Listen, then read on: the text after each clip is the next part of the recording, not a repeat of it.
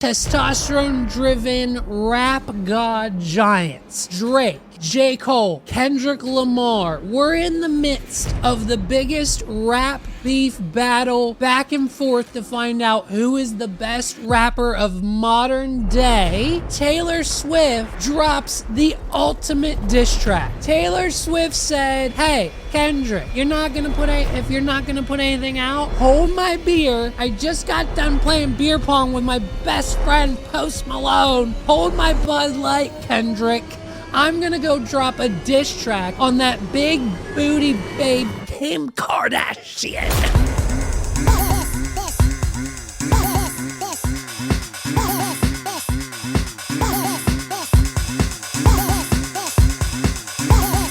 This, ladies and gentlemen, welcome back to another episode of the What Are We Doing podcast. My name is Levi McCurdy, and this is episode 137, I think is where we're at, 137. And just as a quick reminder for anyone who's new, shout out to our new subscribers. I think we're up another like 15, 25 from last week. 1474 is the number. 1,474 is our current live count via subscribers. Thank you. Welcome everyone who's new. Shout out to you for subscribing to the What Are We Doing podcast YouTube channel. It's where we live. It's what we love to do. Of course, we're on Instagram and Twitter or X and Facebook and every other social media platform. You can find all of our links at wadpod.com/links, LANKS, and that'll pull up everything that you need to do to follow, to like, to interact with the podcast. And so shout out to those of you who have done that already. Listen, it's we switched it up today. I didn't feel like standing. I've had this idea for this set a few days ago. I brought it a little forward than it was, just to remove myself a little more from the background. I like it. It's set up. It's kind of a solo set. Might keep it. Not sure yet. So we'll see. Let me know what you think. I'm sure the comments will be nothing but happy, positive, constructive feedback, nothing but just nice things of people talking about this setup versus, the standing desk or the couch or whatever may have you, whatever else I do, in the podcast. So I'm sure all good things to come in the comments. Listen, it's algorithm switch day. Thank goodness. Thank goodness for that. Listen, I know most of you, like me, were getting a little sick and tired of seeing the stitches and the behind the scenes and her videos and just the comments and the opinions and the interviews and the virality and the everything covering JoJo Siwa. And of course, we'll get to her in a minute. We have to put a bow in our hair, essentially, on the whole JoJo Siwa story. But she's not of importance today, okay? Because today is Taylor Swift Day. Your algorithms are changing. Get ready. No more JoJo. Taylor Swift has taken back over. This is all you're going to see on your social media feeds for the next 72 to potentially 14 million hours from now. Anywhere from 72 to 14 million hours from now, every single one of your algorithms, no matter what social media platform you subscribe to on a daily basis, is going to be nothing, utterly nothing of talks about in Taylor Swift. And so if you don't know what today is, shame on you. I mean, you can't, if you didn't know what April 19th was going to be. I mean, now, how could you? Because she did like essentially zero promotion for this album, but guess what? She didn't need to. And so, can you really call yourself a music fan if you didn't know about the Tortured Poets Department? It's out. We're ready. It's here. It's time to go. And guess what? Guess what, babes? The first single, the first promo, The first music video that drops tonight, I think at 8 o'clock, the first anything that has to do with the all-new Taylor Swift album, Fortnite by Taylor Swift, featuring Post Malone. Not anybody else. Not Beyonce, not Ariana Grande, not any other artist on the planet, not Harry Styles, not Billie Eilish, not Lizzo, whether she is or isn't quitting music. She's not. Like, let's be, shut up. Not anybody else, but Austin Richard Post. Applause and hats off to the man Post Malone. An accomplishment in a sense of itself. Can't wait for that music video to drop. We're only a few songs deep into the album ourselves, but of course, we know the gist and the whereabouts of what's going on, okay? Let's talk about it. Thank you, aIMee. Now, listen, we haven't seen a clever use of the name aIMee in song titles since Britney Spears. Shout out to you if you seek aIMee. Let's talk about it. She capitalized. We couldn't make it any more obvious, okay? We know that Taylor Swift knows, that we know, that she knows that we're looking for these things. And so some are obvious, some are not so obvious, some are blatantly clear, and sometimes Taylor will just make the K and the I and the M in the name capitalized, and it'll spell out Kim. And so we all know what comes next. It's a shot. It's a heavy hit, and it's a shot. And we now know that Taylor Swift is not here to mess around. She means business. This is her era.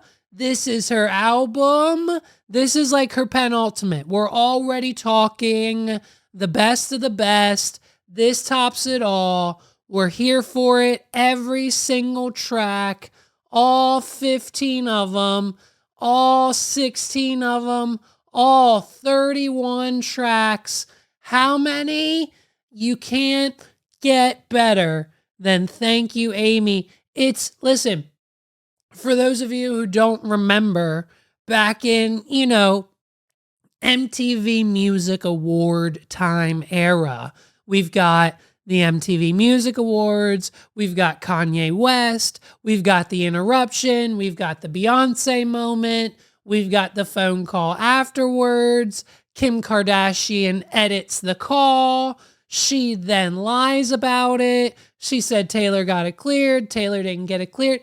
It's a whole conspiracy theory, drama, gas, fuel on the fire situation where apparently Taylor had to go into hiding. The best person to explain the whole damn thing, and I can't do it justice, the best person, our best friend in the whole wide world, but he doesn't know it yet, the best person to explain it, obviously, is Dave Portnoy. Okay, so this is a full explanation, breakdown, compilation, historical piece of content that if you're a Swiftie, love him or hate him, Dave Portnoy is kind of the president of the fan club at this point. So this is what he has to say in regards to the Kim Kardashian situation. Oh, yeah. I had her back in the whole Kanye thing. People don't remember. I'll set the stage real quick. That fucking rat, Kim Kardashian, Edited the phone call to make it seem like Taylor Swift's a liar. And then they go to TMZ, and they're like, oh, she cleared it. She didn't fucking clear it. You fucking lying snake rat. Taylor Swift went into hiding for like a year. Vile stuff. This is fucking jail time, you big booty. I'm not going to say it. You big booty woman. Jail time. Big booty bitch. Like say it. Jail. Say it. I'll say it. Kim Kardashian should be thrown in prison. I just hate fucking injustice and scumbags and fucking dishonest, treacherous leeches. I fucking hate Kim Kardashian. She's like, I didn't edit anything. Yeah, you did, you dumb nitwit. Just shut up and own up to it. If it was murder, she's in jail for accessory to murder. That's for sure. Well, good thing it wasn't murder, right? Might as well have been in my book. North also posted as TikTok well of her and Kim doing a dance to Taylor Swift song, Shake It Off. Fuck that. You don't have the right, Kim Kardashian, to listen to Taylor Swift's music. It's okay if North would to do it, right? No. No? Nope. Because she's in the same Kids aren't allowed. bloodline? The whole family is banned. That's not North's fault. That's just her can't- bloodline's fault. Well, tough. He gets a lot of benefit from those bloodlines, Josh. One of the things he's going to have to not have the benefit is of enjoying Taylor Swift's music. You don't listen to fucking Anti-Hero, not once. Kim K uses Speak Now in her IG story. I saw this. You're dead to us. Stop playing her music. Stop having your can't kids stand listen to this her thing. music. We all remember what you did with Kanye when you edited the footage and tried to make Taylor seem like a crazy liar. And Taylor doesn't went stop. into hiding for basically a year because of these scumbags. So stop. We don't want any part of you. If I were Taylor, I would have security waiting at the entrance and I would throw. I mean, it just goes and goes and goes and goes. So, some of the lyrics in the song are basically, essentially just a jab at Kim, saying that like your kids won't know this song's about you, but they're gonna come home from school singing it. Like she can't wait for Northwest to sing "Thank You, aIMee" around the house for Kim Kardashian to hear. Listen, it's in among giants, and we're talking like male testosterone-driven rap god giants. Drake, J. Cole, Kendrick Lamar. We're in the midst of the biggest rap beef battle back and forth to find out who is the best rapper of modern day. Taylor Swift drops the ultimate diss track. Taylor Swift said, "Hey, Kendrick, don't put anything. Hey, Kendrick, if you're not gonna put anything out, hold my beer. I just got done playing beer pong with my best friend Post Malone. Hold my Bud Light, Kendrick. I'm gonna go drop a diss track on that big booty babe Kim Kardashian."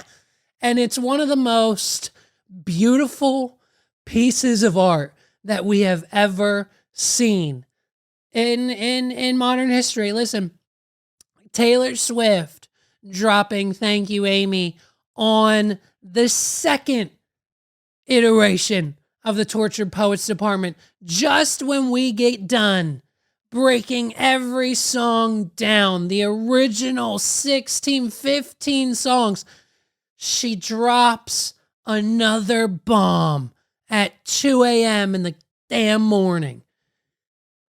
It's a double album, babes. We've got 31 tracks. And if you're not down to clown, get off the ride, okay? There's people waiting. Let's go. 1 to 31. Let's listen to them all. We've got Joe coded songs. We've got Matt Healy coded. We've got Kelsey coded. She's pranking us in some songs. She knows we're breaking down the lyrics. And listen, there's two types of fans. There's two types of Taylor Swift fans here. There's those of us, okay, who will casually listen to the album, a few songs here and there, whatever's on the radio, whatever pops on TikTok. You know what I mean? When your friend Megs will listen to the whole thing and tell me which ones are good. Like, we'll consume it averagely.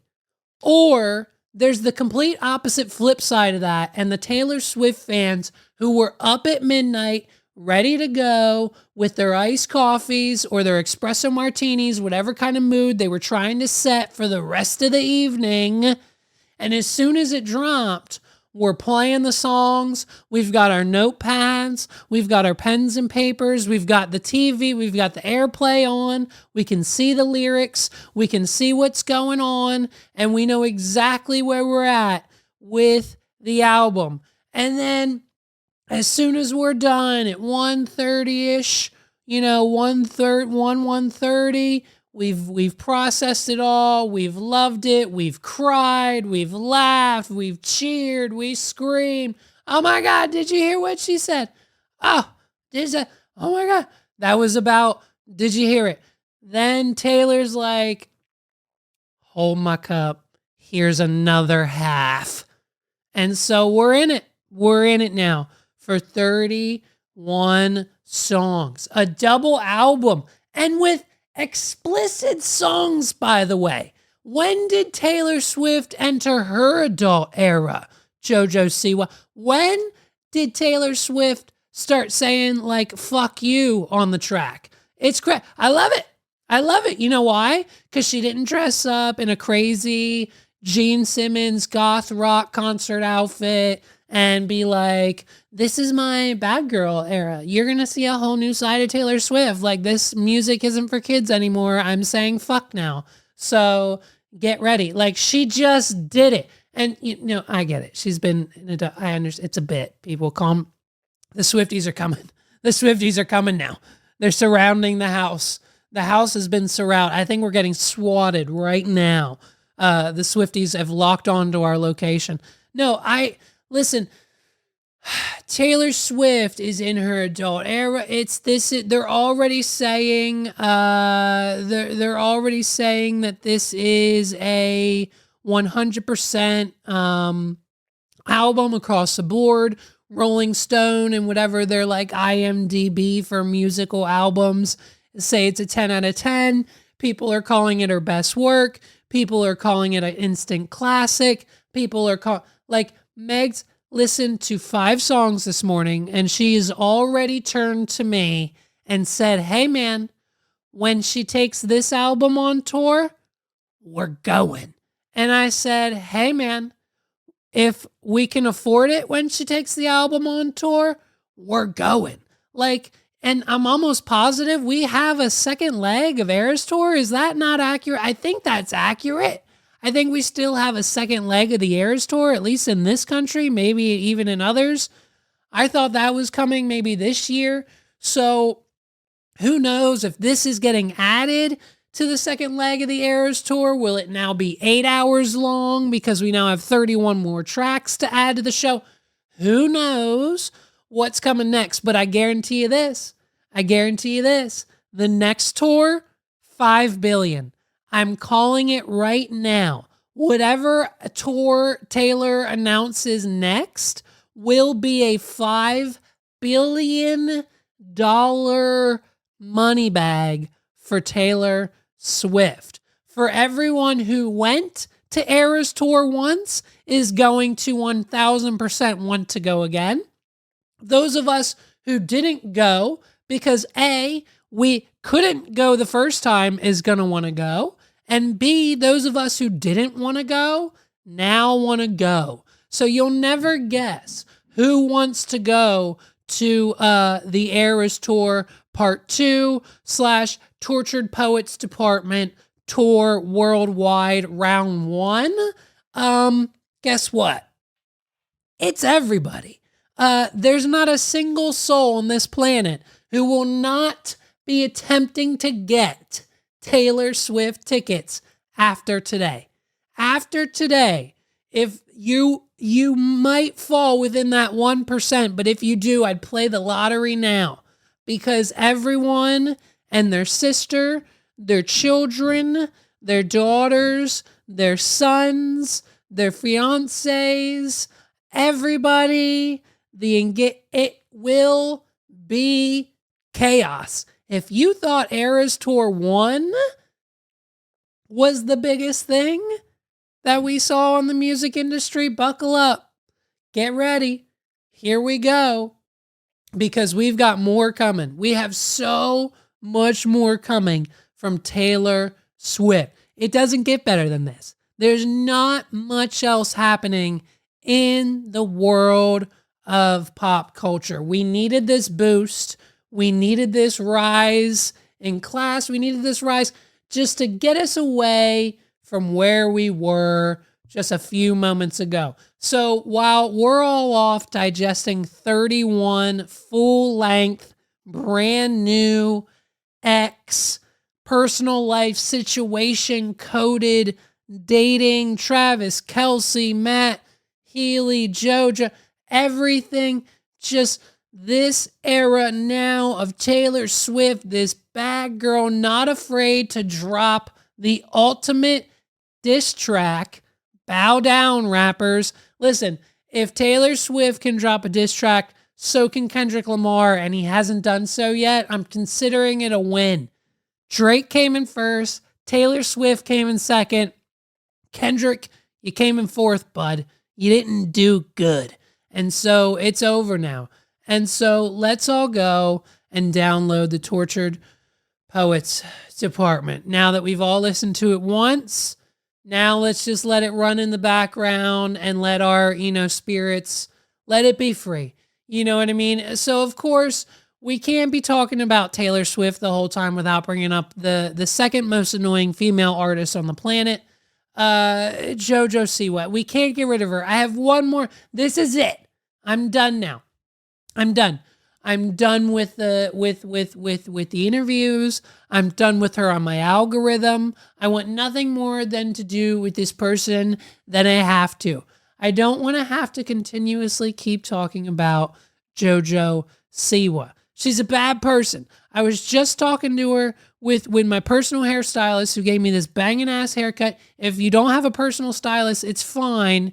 You can probably get a haircut like this mediocre somewhere else, but get yourself a personal stylist. Shout out to Lydia. She said that she bought JoJo Siwa concert tickets somewhere in the realm of 2020, 2021. And JoJo canceled the show. Never got rescheduled, never got refunded, never got the money back, never saw anything, never got like ticket vouchers from Ticketmaster, nothing.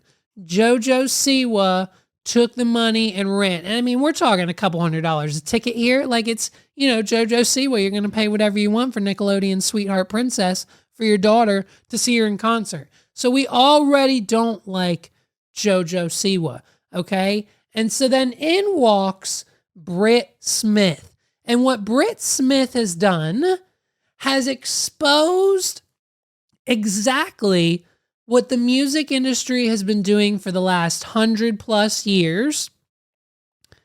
Except now we have things like TikTok, and it's easier to break down and explain with situations like JoJo Siwa versus Britt Smith. So up until this point in your life, you yourself listening to this right now, no matter where it's at, in the car, on the phone, YouTube, audio, video, wherever you're watching this, you have never, most likely up until maybe 48 hours ago, have never heard the name Britt Smith. This might be the very first time you've heard the name Britt Smith. And for those of you like, wow, who's Britt Smith? I'm going to tell you.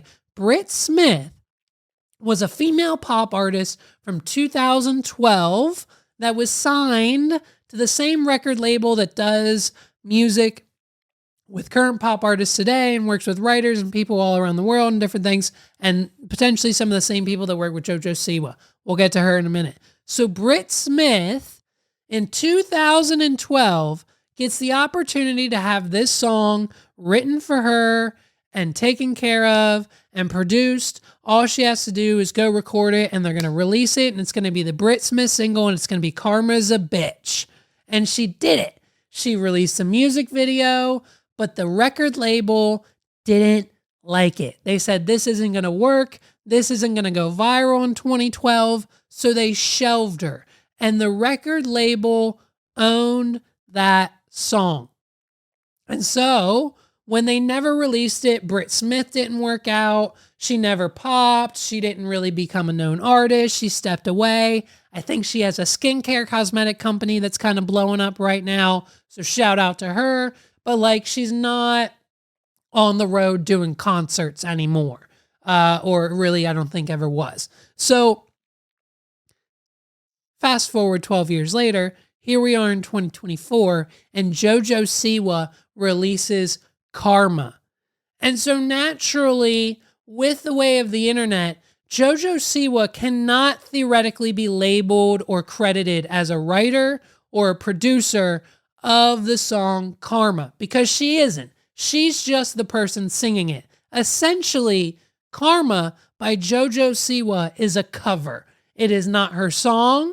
She did not write it. It was not written for her. It was not written by her. She changed 2 words in the song, and that's it. She added some ad-libs and a shit ton of auto-tune, and what we are hearing and what we are seeing JoJo Siwa promote is a cover of the song Karma's a Bitch by Britt Smith. Now, theoretically, you could take that same classification and call the Britt Smith version a cover as well, because it's not her song either.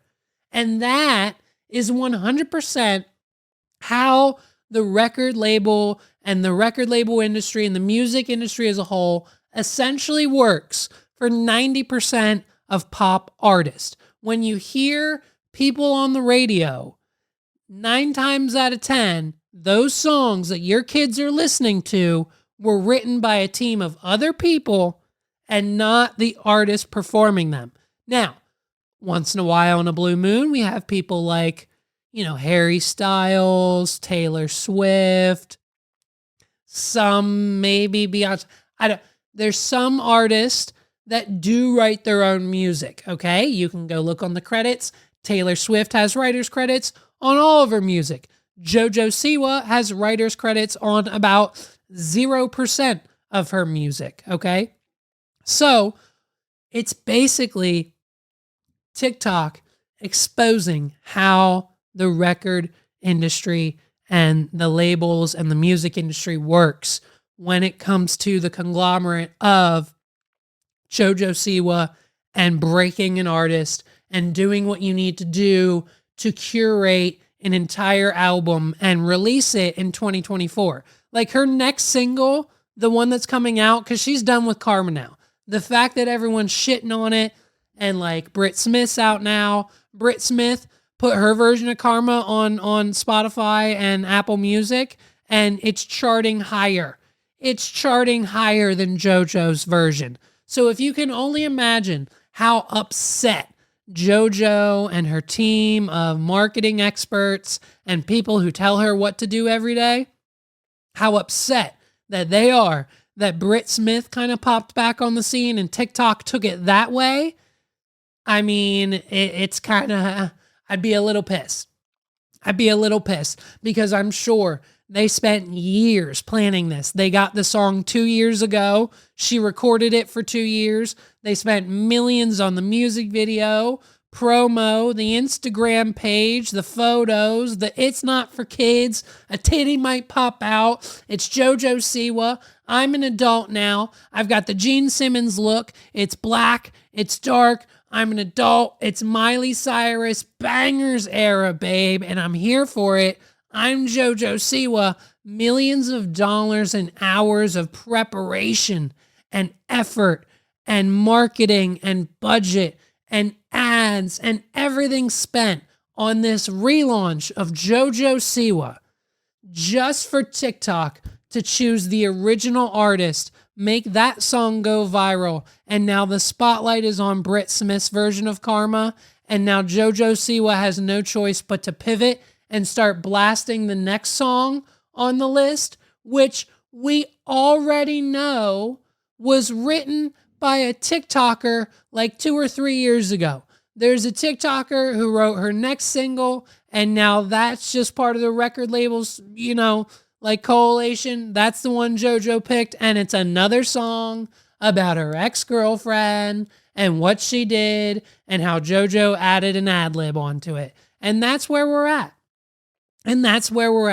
That's the difference between Taylor Swift and JoJo Siwa. And we were never comparing the two, let's just be honest. But in this grand sense of the episode, I mean, it's kind of actually quite hilarious that Britt Smith has won the race. Like, could you imagine recording this 12 years later? And just so you're aware too, when Britt Smith didn't end up releasing the song Karma's a Bitch back in 2012, they then demoed it for Miley and she passed on it as well. And then JoJo Siwa picked it up.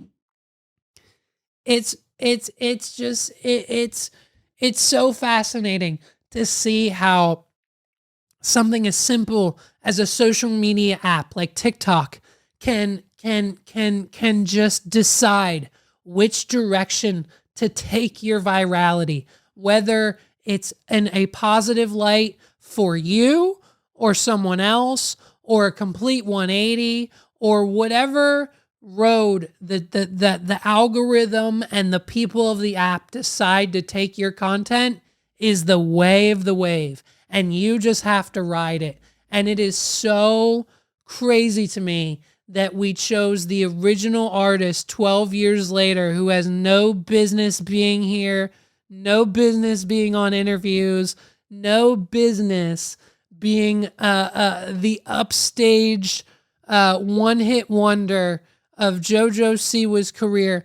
I mean, it doesn't get better than that. It doesn't get much better than that. I mean, this has happened before, but this rarely happens because most of the time we don't have a full song recorded with a music video to go along with it. Shout out to Britt Smith.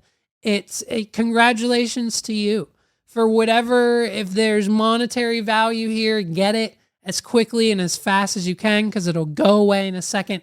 And so I hope, I'm curious to see what happens next. JoJo Siwa claims she has no idea who Britt Smith is. And, why should she? She wouldn't. She wouldn't know who Britt Smith is. The writers and the producers and the team that is behind JoJo Siwa pitched Karma to her as an original piece of work made for JoJo Siwa. I mean, JoJo claimed that she changed the song Karma, like from the first draft to the version that we're now hearing. It's completely different. And like we changed so much stuff and we did all this stuff. And like the first iteration versus the live iteration, oh my gosh, you wouldn't even notice the difference. Like we changed it all. But it just so happens that the final version of JoJo's song is the exact same as Britt Smith's version. So I'm not sure if the marketing plan is mostly a lie. I don't know if it's all in. It's so cringe. Is cringe the word? I think cringe is the word. It's one of the cringiest things that I think we've seen in a very, very long time. And I'm so fascinated to see where this goes. It's blatantly clear. It's blatantly clear at this point that with just a little bit of research and a little bit of manpower, like JoJo Siwa's virality can be stripped away and won't last anywhere beyond what it is now based on the history and the track record and where everything's going. I want this to be done. I can't stand talking about it. It's like, actually, I have nightmares. I have literal nightmares about JoJo Siwa doing the dance and shit. Once again, we've got another gift here in central Pennsylvania. It happens, I guess it happens more often than I thought, but Donald Trump is once again making his rounds here in PA. I don't know why he's in Pennsylvania all the time. I guess maybe because it's close to New York and that's where his trial is, so it's easy for him to just fly here real quick. We have a few historical landmarks. It's fine. They're not insanely important. I mean, it's okay. I get it. It's Gettysburg. It's important to history. Paul's going to come for my head for saying that, but I get it. It's important. I understand. But like, why Donald Trump needs to be doing press conferences from the Gettysburg battlefield? Who knows? Weird tactic. But I'm sure it'll get him votes. I mean, we're talking about it. The news is talking about it. The podcasts are talking about it. Everyone's talking about it. Donald Trump goes to Gettysburg and says some off-the-wall, outrageous stuff. And it's Donald Trump. Zaddy Trumpets does what he does best. He improvises. He has nothing planned. And when, he gets there and he asks his team of people, he said, "What are we talking about? Hey, what are we talking about today?" And they're like, "Oh, we didn't plan anything, sir. We thought you told us we were coming here. I thought you had a plan." And he's like, okay, don't worry about it. I'll handle it. And so then he just gets up on the podium and he starts doing what he does best. Donald Trump starts doing what he does best in Gettysburg. And what's insane is that we all know, you listening right now, you have a family member, your friend's family member, a close relative. We all know someone who is pissed that Donald Trump was in central Pennsylvania and they didn't know about it, so they didn't get a chance to go to the rally. We all know one person of the boomer generation who is extremely pissed right now because they didn't know that Donald Trump was in Gettysburg, PA just the other day, and they could have went and seen him live in person for free because Gettysburg's like 20 minutes down the road. Let's go real quick. Let's go see Zaddy Trumpets. They're pissed because they didn't know about it and they missed it. And now they're on high alert because he was in Harrisburg a few months ago and they missed that. And he was in Gettysburg and he missed that. And so it's crazy to me to think that like our parents' generation and the people that are supporting him, they treat these rallies and these like random pop-up shops by Donald Trump like they're Taylor Swift concert tour ticket. Like people wait in line for hours to see this man speak about Gettysburg. This is what he said. He has the most wonderful, probably some of the most wonderful things to say about Gettysburg and the history of it and where we are at and as Americans and how we should cherish the battlefield. Where our Union was saved by the immortal heroes at Gettysburg. Gettysburg, what an unbelievable battle that was. The Battle of Gettysburg, what an unbelievable, I mean, it was so much and so interesting and so vicious and horrible and so beautiful in so many different ways. It represented such a big portion of the success of this country. Gettysburg, wow. I go to Gettysburg, Pennsylvania to look and to watch. And the statement of Robert E. Lee, who's no longer in favor. Did you ever notice that? No longer in favor. Never fight uphill, me boys. Never fight uphill. They were fighting uphill. He said, wow, that was a big mistake. He lost his great general. And they were fighting. Never fight uphill, me boys. But it was too late. It's quite poetic. It's quite poetic. It's quite poetic. It's almost as if on the way to Gettysburg, Donald Trump was listening to like a like VIP exclusive release of the Tortured Poets Department by Taylor Swift. It's almost as if he just got done listening to a Taylor Swift album and it's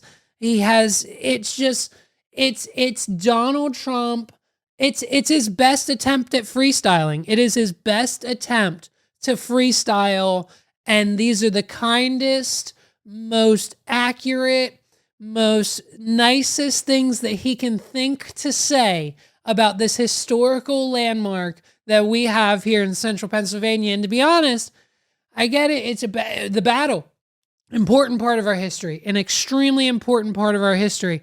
But now we've been to it on field trips. We've done a few photo shoots there. We've all been, if you're a resident of central Pennsylvania, we've all been to Gettysburg. We've been on the ghost tours. We've seen the field. And to be honest with you, it's just a field. It's a field. And it was great. It's a great field. And so the nicest thing that Donald Trump can say about it is that, I mean, it was so much and so interesting and so vicious and horrible and so beautiful in so many different ways.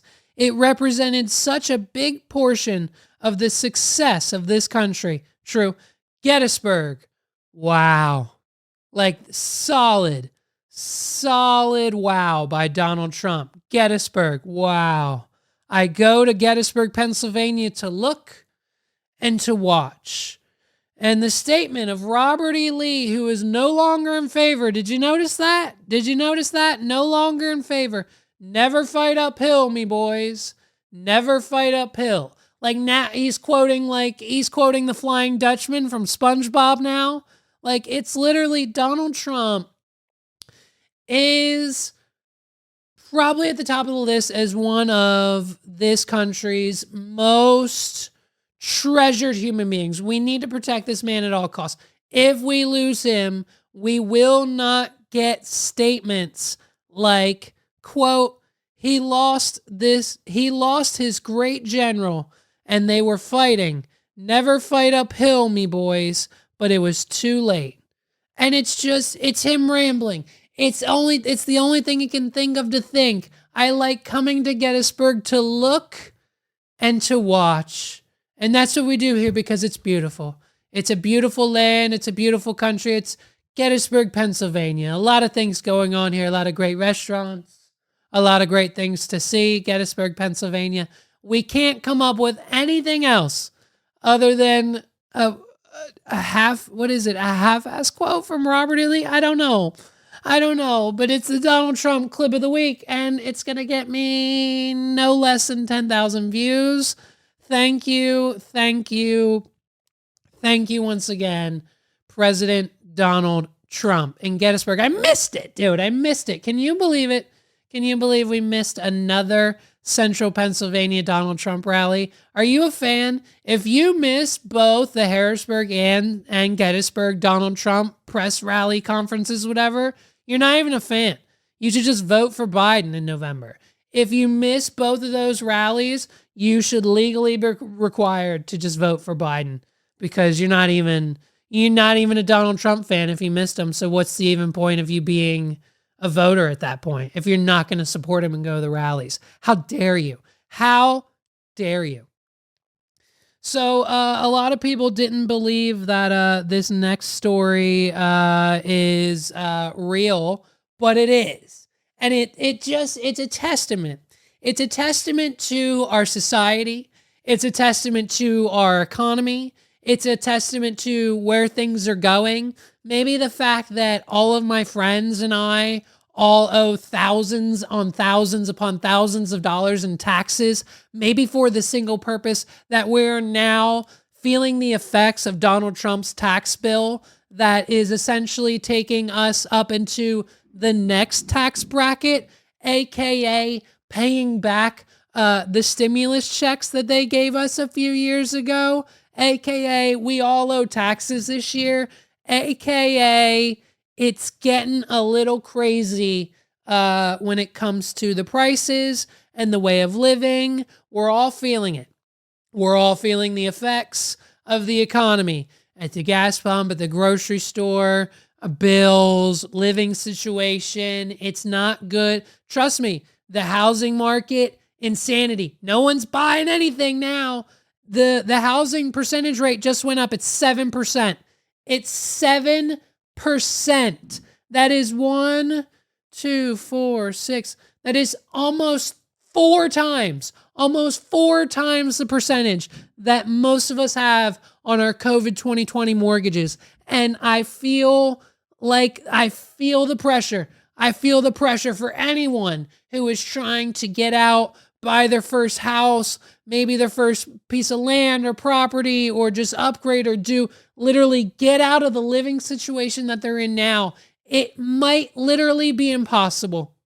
You might need to be downloading the apartments.com app right now because buying a house seems to be pretty much out of the question. Houses that should be under houses that should be under $100,000, like in the $90,000 to $99,000 range, in the middle of like the city of York, are being sold for $200,000 plus, just because someone painted the walls white and put hardwood floors down and made it look real nice and bright inside.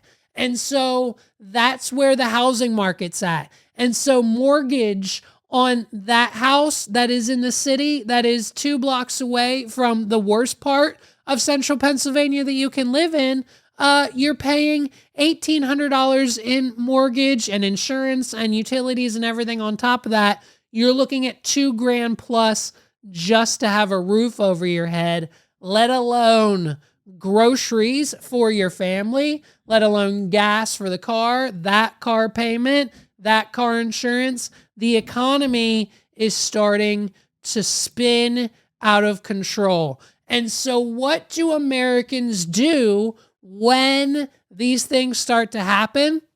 We start taking advantage of and we start abusing deals. We start figuring out how we can go to restaurants, how we can go to grocery stores, how we can go do activities for as cheaply or as freely as possible. Shout out to Red Robin. Just the other day, we got an entire 3, me, Megs, and the boy all got a meal with the tip. With the tip to the waitress, it was $25 because we had a VIP card for a free appetizer. Oh, we got any appetizer we wanted off the menu, by the way. That was free. And so we got that taken off the bill. And we had a free birthday burger. So one of ours was free. We paid $25.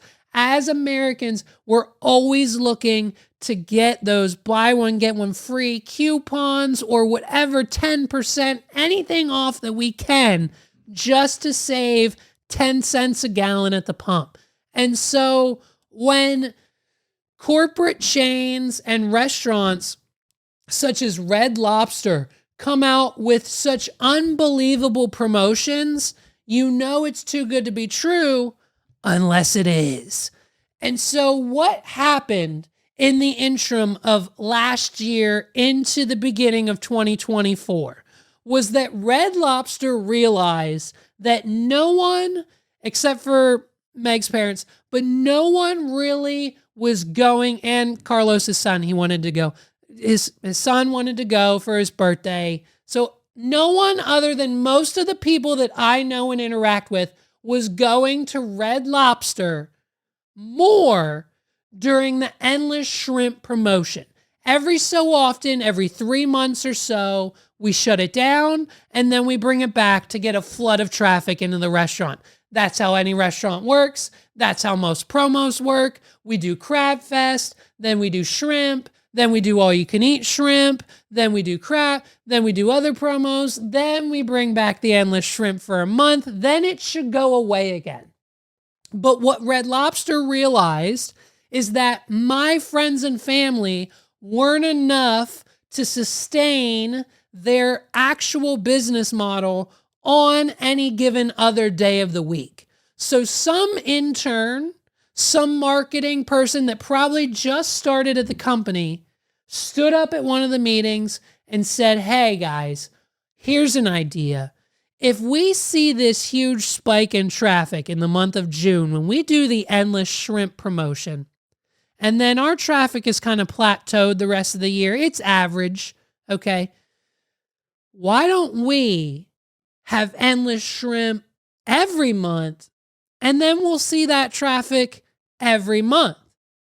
So instead of 1 month traffic, we could do it all 12 months and have 12 months traffic. And so that, what they didn't unfortunately know at the time, newsflash for you guys, that's what we call, and is the direct definition of, boy math.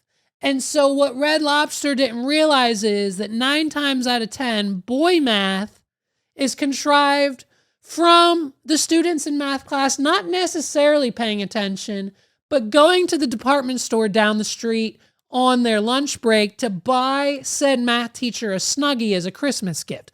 That is contrived of boy math. And so what the CEOs and the marketing team at Red Lobster said was, that's a good idea. Let's do it. There's no way that this can fail. There's no way that this is going to be any less profitable for us than in the month of July. If we can make it happen in July, why can't we make it happen in May? And if we can make it happen in May, why can't we make it happen every month of the year? And Red Lobster thought they figured it the fuck out. They had it, and they said, hey guys, Endless Shrimp is never going away. You come into Red Lobster, you pay $19.99 or however much it was. I don't know. I never participated because I'm not going to sit there and eat 9 gallons of shrimp. If it was crab legs, it's a different story, but I'm not going to do that to myself. So whatever it was, let's call it $20 for the Endless Shrimp. They said, come in, and guess what? You want to come back the next day? Come back the next day. Everybody at the table wants Endless Shrimp. Everybody at the table gets Endless Shrimp. And the issue with that is Red Lobster didn't take 2 minutes to understand the actual economics and mathematics of the shrimp to the point where their $20 ticket in the door was equivalent to maybe 1, 2, at max, 3 rounds of shrimp. Because we are now in a post-COVID inflated type of era where we have our shipping containers falling off and running into bridges and orders are backed up. Shrimp's probably expensive. It's probably at a premium high right now, or at least it probably was in 2021 to 2023. And so what Red Lobster didn't realize is that dudes can put down shrimp if we actually put our minds to it. And ladies, I'm sure you had your take as well. But Americans as whole can put down the shrimp. So if you're telling me I can come in and I can get as much shrimp as I want with a little bit of side of French fries and a drink for $25, $30, bet. And you better believe I'm getting every penny. So when they assumed that we were going to stop at the 2 to 3 order mark, they were extremely and indefinitely wrong, because almost 99% of the time, anyone going in there was getting anywhere from $100 to $200 worth of shrimp per customer. Per customer. It was not uncommon for a table at Red Lobster of 4 people to go through upwards of $500 to sometimes at its highest $1,000 worth of shrimp and only pay $80, give the server $20, $100. The business model was so unsustainable that Red Lobster has now reported not only Chapter 11 bankruptcy, but they have also announced that in the last quarter alone of the Endless Shrimp promotion, they lost $11 million. They lost $11 million of shrimp. They spent 11, it's almost like, I think that comes out to like $300,000 per Red Lobster location. Lost a 6-figure, an insignificant amount of revenue to the point where they lost $11 million as a company on shrimp because for $20, we can feed the family. And guess what? When people catch on to that, they take advantage. I mean, Megs and I over COVID discovered that we can go to Texas Roadhouse and get 2 dinners to go for $30. You can't go to the grocery store and get meat and shells and vegetables and sauces and seasonings for a taco night for less than $30 to $40. So do you want a fresh, delicious steak, 6-ounce sirloin, steak salad, rolls on the side, 3 to 4 sides with that for $40? Or you could go to the grocery store and you could cook it yourself. Like there's certain deals and there's certain places within the United States of America's, chain restaurant ecosystem that you can feed a family for rather cheap. And when the Americans caught on to the Red Lobster Endless Shrimp promo, things got out of hand. And now they filed for bankruptcy. Now, this isn't the end of Red Lobster. You're probably going to lose 1 or 2. We have one on the Carlisle Pike. We have one on East Market Street in New York. And I think there might be one in Harrisburg. And there's probably one in Lancaster and probably one in We're probably going to lose 1 or 2. Get ready, Central Pennsylvania. If you like the Red Lobs, we might be losing 1 or 2. Last but not least, we've got a bit of an update.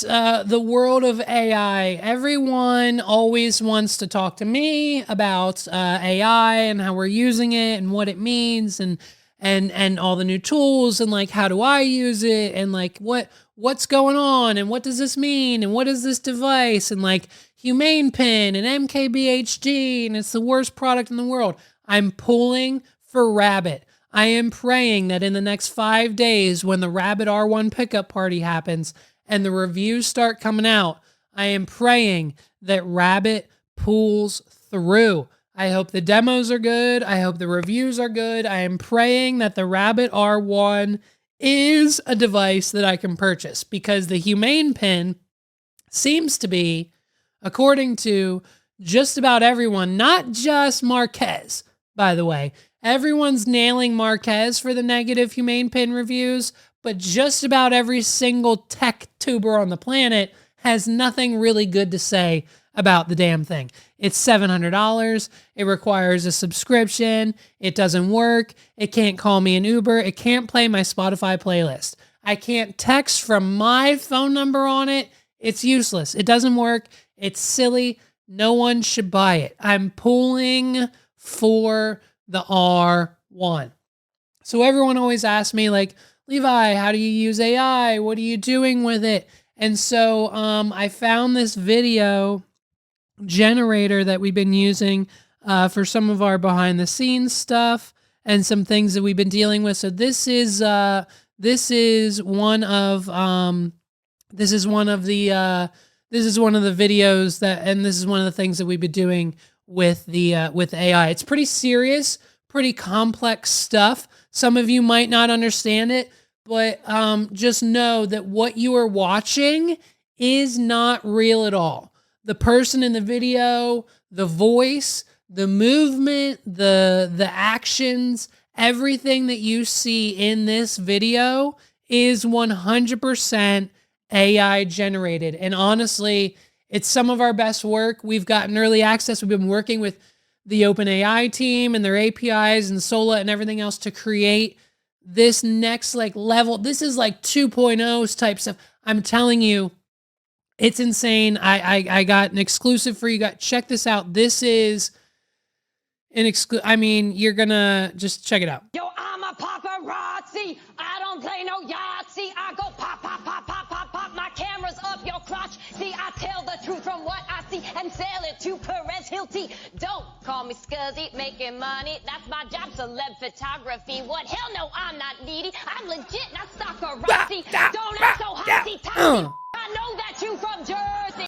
Hell yeah, dude. I mean, and so that's basically what we're doing with AI every day. It is transgressively getting more and more useful, more and more powerful, more and more on the side of humans. And it's great. You're not going to be able to distinguish real versus fake soon. You're not going to be able to know what was AI and what wasn't. I mean, in the world of fake Kendrick Lamar disses and everyone else using it to, write and record and make content and videos and Sola and everything else, it's going to get even crazier than what you just saw. Ladies and gentlemen, thank you so much for rocking with me. My name's Levi McCurdy. This has been another episode of the What Are We Doing podcast. If you haven't done so already, please hit that big red subscribe button. It helps us out more than you know. Hit it, then hit the bell right beside it so you get notified every time we drop a new episode. But as you know, it's usually Friday afternoons, peoples. Listen to it on your way home from work. Listen to it over the weekend. Get those numbers up. wadpod.com/YouTube. Thank you guys so much for rocking with me. I can't tell you how much I appreciate your support, the recent subscribers, the recent the boosts and numbers and the clips and the comments and the interaction and everything going on over on the YouTube channel and everywhere else that we post on social media. I can't thank you guys enough. Next week is going to be a killer of an episode. You are not going to want to miss what we have in store for episode 138. I think it's going to blow your heads off. You are not going to believe what you see. You are not going to believe what you hear. You are not going to believe who you see or hear. It is going to be one of the craziest episodes that we have ever released of this podcast. I'm so excited. I cannot wait. I cannot tell you how much time and prep and work and just energy and everything that we put into next week's episode. So for those of you who are still rocking with me at the end of this one, who got that exclusive, next week, leave a comment, let me know. Let me know you got it, and we'll keep rocking.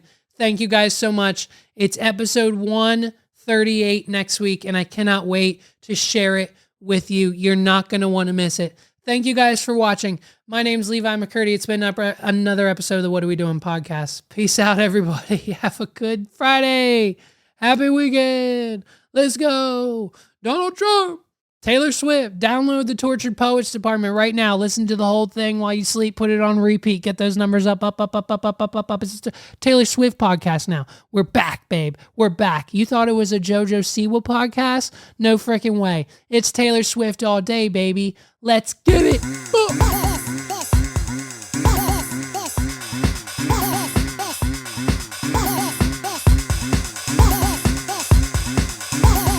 This is the What Are We Doing podcast.